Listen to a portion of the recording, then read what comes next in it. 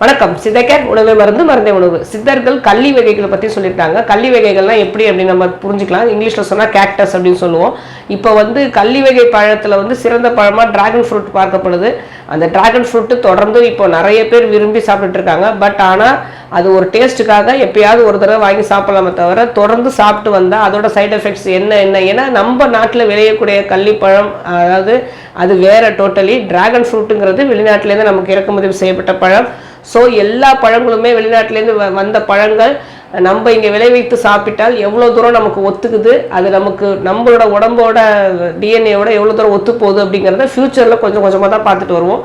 சித்தர்கள் சொல்ல கள்ளி வகைகள் அப்படின்னு பார்த்தோம்னா சதுரக்கள்ளி, இது பழம் கிடையாதுங்க. கள்ளி வகையே நம்ம மருந்தாக அவங்க யூஸ் பண்ணியிருக்காங்க. இந்த சதுரக்கள்ளி அப்படிங்கிறத கரப்பான், சொறி, காணாக்கடி, அதாவது எந்த பூச்சி கடிச்சதே நமக்கு தெரியாது. இது எல்லாமே சரியாகக்கூடிய குணம் இதுக்கு உண்டு.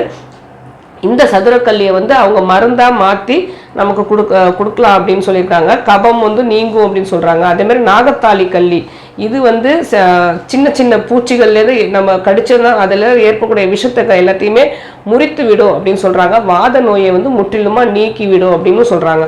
பேய் கற்றாழை உடல் எரிவு, அதாவது ஜுரம், உடம்புல எரிச்சலாக இருக்குது அப்படிங்கிற பிரச்சனையெல்லாம் சரியாக்கும் அப்படின்னு சொல்கிறாங்க. செங்கற்றாழை உடலோட சூட்டை நல்லா தணிக்கும் அப்படின்னு சொல்கிறாங்க.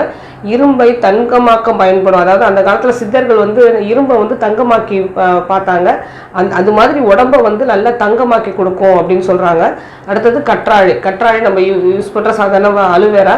அதே மாதிரி அதை கிருமி, அதாவது உடம்புல உள்ள கிருமியெல்லாம் போக்கும் அப்படின்னு சொல்கிறாங்க. வயிற்றில் உள்ள கிருமியும் போக்கும் அப்படின்னு சொல்கிறாங்க.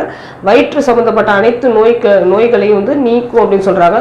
உள்மாந்தம், அதாவது செரிமான சக்தி இல்லாதவங்க, வயிறு உப்பிசமாகவே இருக்குது அப்படின்னு சொல்கிறவங்களுக்குலாம் இந்த கற்றாழை அவங்க மருந்தாக செய்து அதை நமக்கு கொடுத்துட்டு இருந்தாங்க அந்த காலத்தில். அதுவும் இப்பயும் அது மாதிரி செய்கிறாங்க. கள்ளி முளையான் அப்படிங்கிற கள்ளி வகை நல்ல பசியை தூண்டும் அப்படின்னு சொல்கிறாங்க. வாதப்பித்த தோஷத்தை, அதாவது வாதப்பித்த தோஷம் அப்படின்னா வாதத்தாலையும் பித்தத்தாலையும் ஏற்படுற நோய்களை முற்றிலுமா நீக்கும் அப்படின்னு சொல்கிறாங்க. அதேமாரி மேகநாத பூண்டு, கடைசியாக கள்ளி வகைகளில் மேகநாத பூண்டை பற்றி சொல்கிறாங்க. இந்த பூண்டு, அதாவது இந்த கள்ளி வகை ரத்த பித்தம், ரத்தத்தில் ஏற்படுற பித்தத்தை முற்றிலுமா நீங்கும் அப்படின்னு சொல்கிறாங்க. நம்ம சாப்பிட்ற சாப்பாட்டில் தாவர வகைகளில் உள்ள ஒவ்வாமை, அதாவது சில சந்துக்கள், அதாவது ஒவ்வாமைனா அதில் உள்ள ஃபுட் பாய்சனிங், அது எதுவுமே உடம்புல சேர விடாமல் பார்த்துக்குன்னு சொல்கிறாங்க. அதேமாதிரி நம்ம சாப்பிட்டோம் அப்படின்னா அந்த ஃபுட் பாய்சனை வெளியே நீக்கிடும் அப்படின்னு சொல்கிறாங்க. ஸோ இந்த மாதிரி கள்ளி வகைகளை அவங்க சித்தர்கள் அந்த காலத்துலையும் சரி, இப்போ சித்த மருத்துவர்களும் சரி, கள்ளி வகைகளை மருந்துகளில் சேர்த்து நமக்கு ஒரு மருந்து பொருளாக தான் கள்ளி வகைகளை நம்ம சாப்பிட்ருக்கோம்.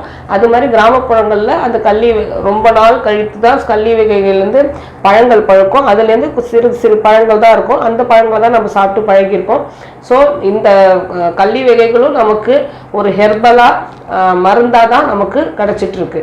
இது மாதிரி நம்மளை சுற்றி விளையிற ஹெர்பல்ஸு கள்ளி வகைகள் கூட நமக்கு மருந்தாக கிடைக்கும் போது சித்த மருந்துகள் ஒரு சைடு எஃபெக்ட்ஸ் இல்லாத மருந்துகளாக நல்ல சைடு எஃபெக்ட்ஸ், அதாவது நமக்கு உடல் நோய்களை போக்கக்கூடிய தன்மையுடைய ஹெர்பல்ஸாக தான் நமக்கு பார்க்கப்படுது. ஆரோக்கியமே வாழ்வோம். வேறு இதை பற்றி பேசணும்னு நீங்கள் நினச்சாலும் சரி, தாராளமாக கமெண்ட் பண்ணுங்கள். உங்களுக்கு எந்த நோயாக இருந்தாலும் சித்த கேரை அணுகுங்க.